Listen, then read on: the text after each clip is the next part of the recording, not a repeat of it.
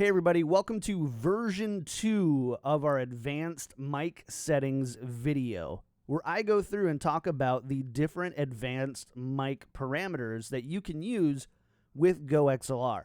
The GoXLR mic chain and subsequently some of the advanced parameters have changed since we came out with the 0.85 app version update. So I'm going to go through these settings again with the new information in mind. So let's go ahead and jump right in it. The first thing I want to talk about is mic setup.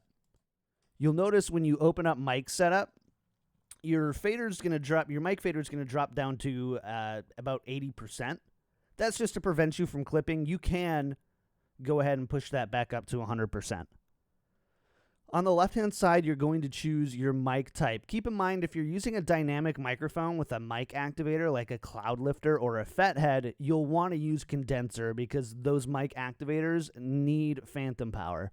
Otherwise, if you're using like an SM7B, an RE20, PR40, Rode PodMic, or Rode Procaster, you'll set them as dynamic, whereas AT2020s and Rode NT1As, 2035s, 2050s will all be set to condenser. And then, of course, your USB mics like Blue Yeti, NT1A USBs, and 2020 or USBs as well, you'll use 3.5 millimeter.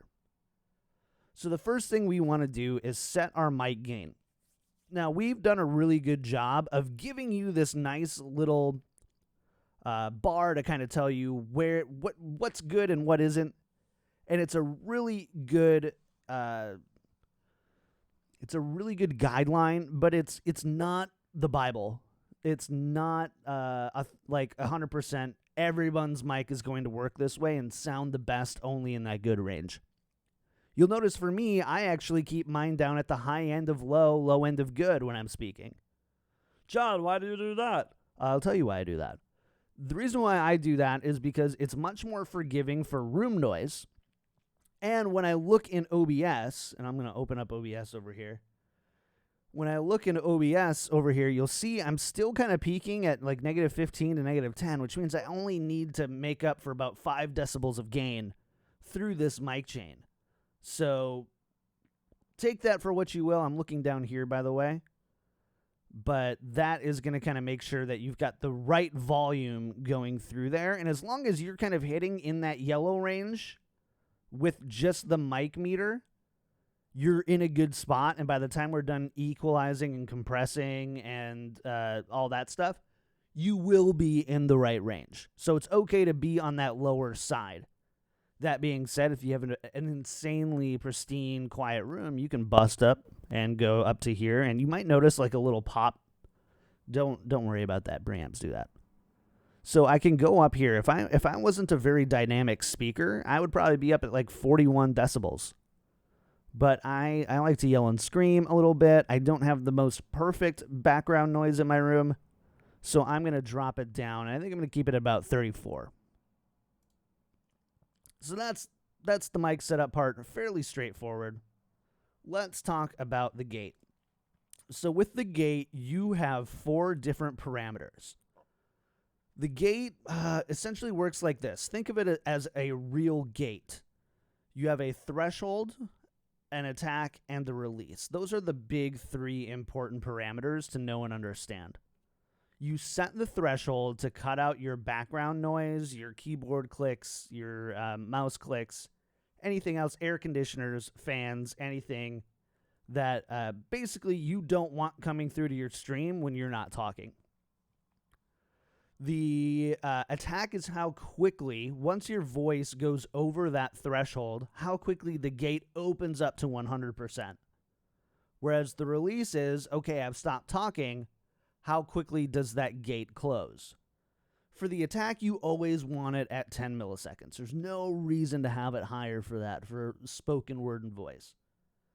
For the release, it's a little bit more subjective. For some people, like Craig, the guy who narrates all of our videos, he likes a nice long release time because it sounds a little bit more natural. What it'll do is rather than take 160 milliseconds, so just over 1/10 of a second to close, he might put it up to like 700 milliseconds. So the gate takes almost 3/4 of a second to close, and it'll close gradually over time. And it'll also keep your gate from opening and closing a lot, especially if you're a slower speaker or you have some natural pauses in your speech. That means that you can't really have a faster release. You got to kind of play around with these.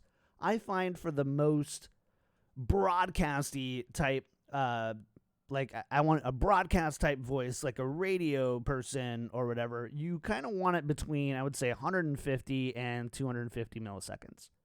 I keep mine around 150 to 170, and the differences between those numbers are pretty arbitrary. Now let's talk about the threshold. So the threshold, to find the right threshold, what you'll want to do is just have anything that you would be having on in your room when you would normally be streaming. So if you have a fan that you normally turn on, or an AC is normally turned on, make sure that that's on, because that's going to help you determine the gate correctly. But essentially what you want to do is just raise up your threshold until you can't hear the background noise anymore. So I'm going to try this. Mine goes away instantly because I'm in a fairly great room. And then remember how earlier in OBS you can see I'm peaking at negative 15 decibels? Right now, my gate is at negative 54, which is all the way down here, which means that I've got a lot of room to actually play with so that I don't accidentally get clicks and fans and whatever. So sometimes you might want to, okay, John, my background noise is out. You might want to bump it up another like 5 or 6 decibels, especially if you're in the 50s, the negative 50s, negative 40s. You're going to have a lot of room to use that space. Now, if you find like your room's really loud and you're up at like 35, you're not going to have enough room for that buffer to go up beyond that. Because once I get to 30, you'll notice when I get down quiet, I start to cut out a little bit, right? So that's kind of where you want to be. I'm going to just stick at negative 50 for right now. That's how you set your gate. I do want to spend a few minutes and talk about attenuation because this is brand new. So earlier I used the analogy that the threshold, when you go above it, the gate opens. When you go below it, the gate closes. Think of attenuation as not totally opening or not totally closing that gate. So right now at 100% attenuation, what that means is that when your voice drops below the threshold, it reduces 100% of the noise. So it should just completely mute the noise below negative 50. But what if I want something maybe a little bit more natural? What I can do is I can lower the attenuation, and essentially, rather than the gate being 100% closed, I can go down to 75, and now the gate is 75% closed, which means that those noises below negative 50 decibels are reduced by 75% rather than 100%. This is really great if you have a more natural sounding room and you don't necessarily like the sound of an open and closed gate. There are some scenarios where if you have a really loud room, it's better to almost kind of leave it around 75 and just let that background noise sit there as a hum, and then get just a little bit louder when you open up your microphone. It almost kind of acts as like a pseudo denoiser in some situations, and in some situations, you might have it all the way down here because you've got a nice quiet room and you just want a little bit of noise reduction in your room just to kind of help with those natural sounds. But generally speaking, leaving it at 100% until you really understand this mic chain is the best way to go. Whew, that was a long one, huh? Let's go on to the EQ. So the EQ is probably the most daunting and subjective part about setting up your gate. Outside of the threshold and the release, there's very right and wrong ways to set up a gate, whereas the equalizer, there's a lot of subjectivity. How do you want to sound to your stream? What do you sound like into a microphone? These different types of concepts are going to determine how you EQ your voice, but regardless of that, you want to EQ your voice the same way.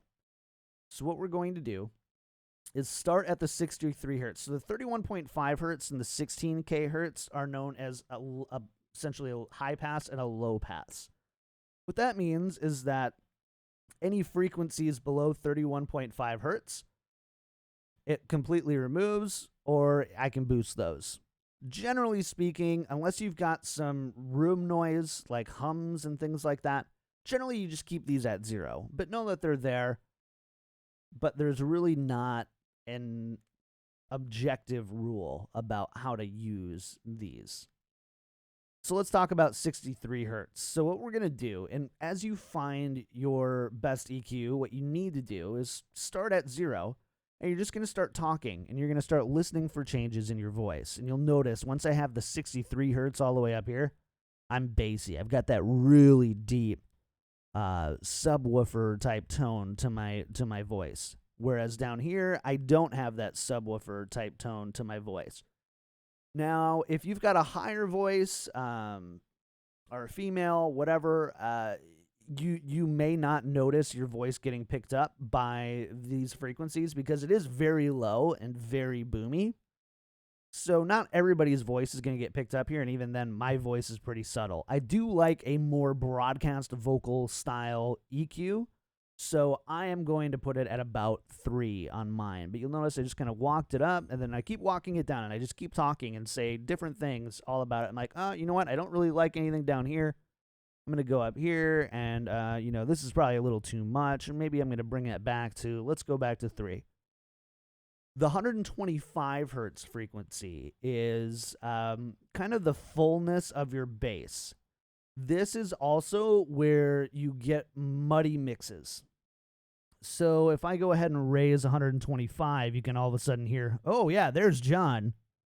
There's that bass that we were, talking about before. You'll notice up here, though, at 9, I get really muddy, and I almost sound, it almost sounds like I've got a subwoofer under my desk that you're listening to right now. And as I kind of go down again, and now you can start to notice I really thin it out a lot. And while I am probably a little bit more clear, have a little bit more clarity, I don't have that bassy radio DJ noise that I personally like on my voice. So I'm going to go back to 0 again, and I'm going to kind of climb up here and just see where I can find something. And kind of 4 sounds nice. There's a little bit of that tone in the back that kind of gives you this idea of like kind of a rich bass, but nothing overwhelming. And especially as we kind of come back through on the highs, it's going to balance out really well. Keep in mind that every time you change something somewhere else, it kind of affects the frequency you just adjusted, so it's not rare to go through this whole thing again.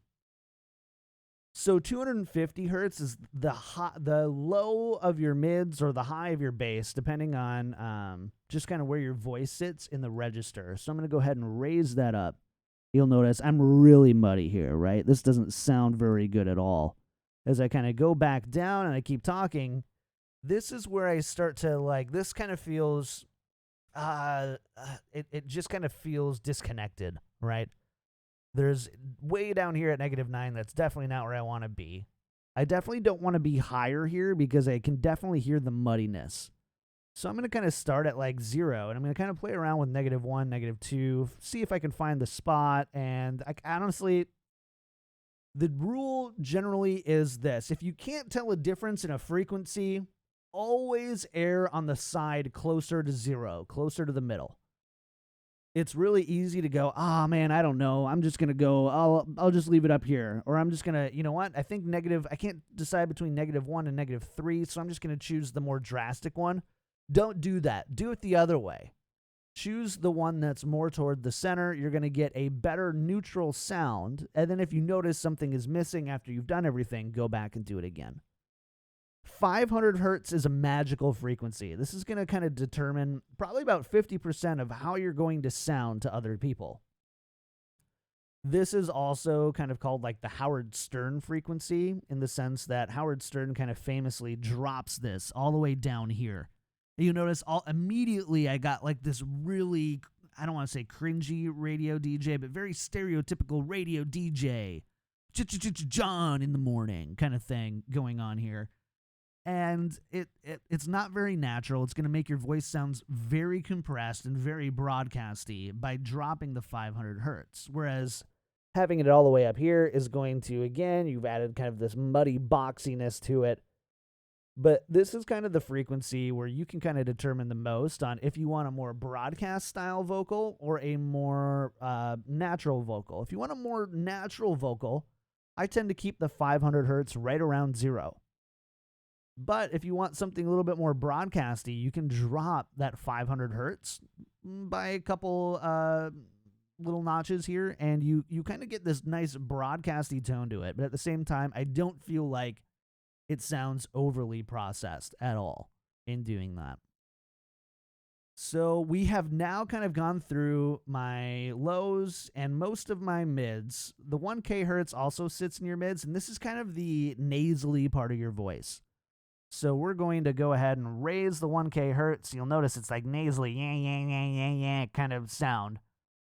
And when I go ahead and remove it, I remove that kind of nasally part of my voice, but I also, again, have kind of lost some clarity.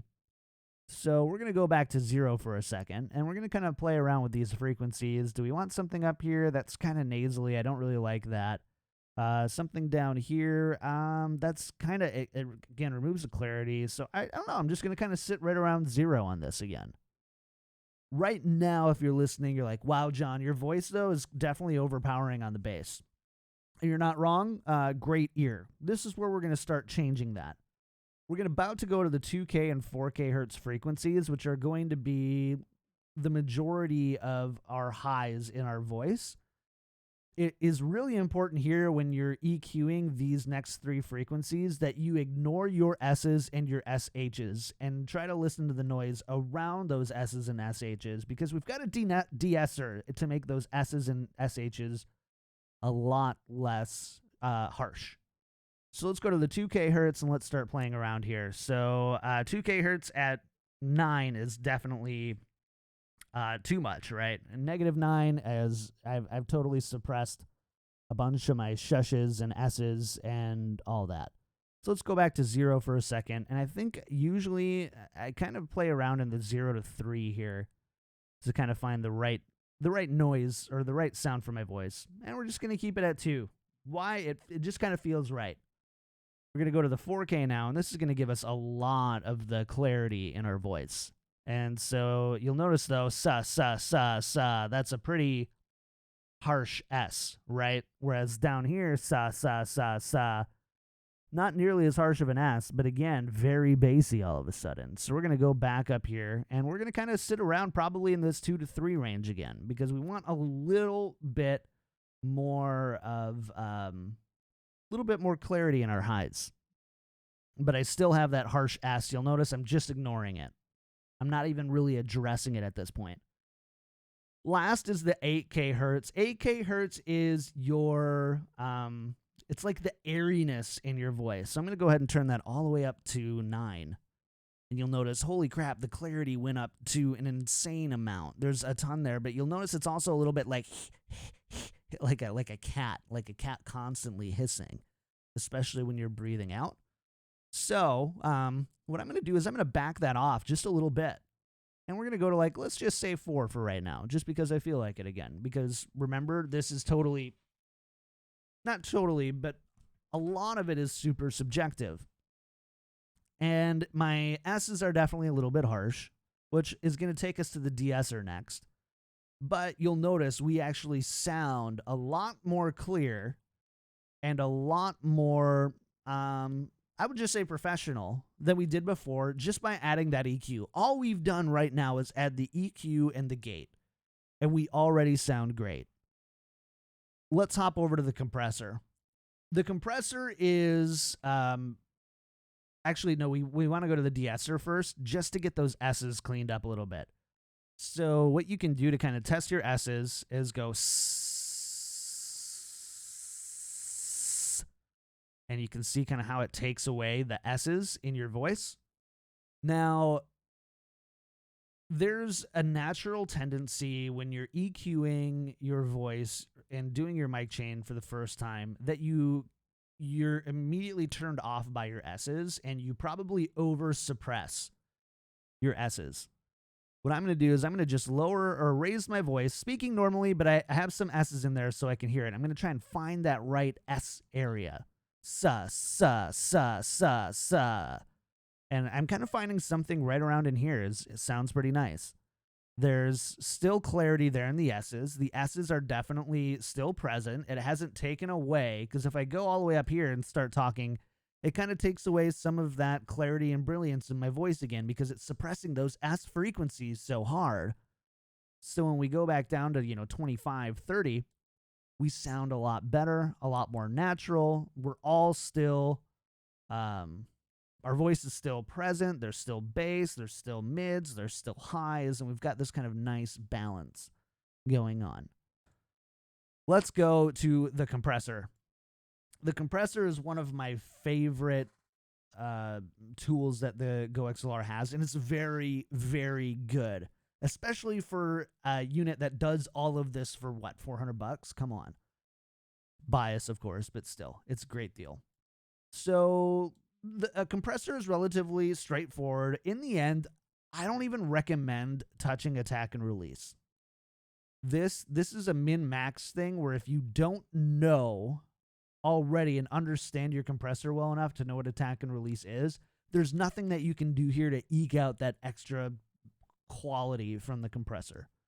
What is important for you to remember, though, or to know, is threshold, ratio, and makeup gain. So just like gate, a compressor has a threshold. Now, while a gate suppresses frequencies below a threshold, what a compressor does is compress frequencies above a threshold. So, for example, if I go ahead and drop this threshold all the way down to -40, it's now compressing basically everything my voice does at a ratio of 4:1. So every decibel above, or let's say every 4 decibels above -40 my voice goes, it gets squashed to 1 decibel. This is key to evening out your voice so that you can, kind of whisper like this, but also yell like this. You can do all of those without kind of peaking weird, because if you look down in my OBS mixer and I go whispering like this and yelling like this, you'll saw I went from -30 to peaking almost in all at once. So we're going to try and even that out a little bit. So the ratio is pretty important. For a more natural vocal or a more broadcast style vocal in a less forgiving room, 4:1 is a great place to start. It's not as compressed as some broadcast vocal people might like it, but especially if you've got a loud room behind you, you really can't go above a 4:1 ratio, or you're going to start compressing too much of that room noise. Then what we're going to do is we're going to drop the threshold, and I usually, as a starting point, like to just drop it to -15 immediately. So now you'll notice here, as we're talking, you'll see we're still in the -20 to -15 range, but when I yell like this, it doesn't let me get up into, that peaking range that I was before. Why? Because all those additional decibels that I'm pushing out are getting compressed by the threshold and the ratio. Now, for me, I like 8:1 for my voice, because I do like a more broadcast style voice for my broadcast style for my voice.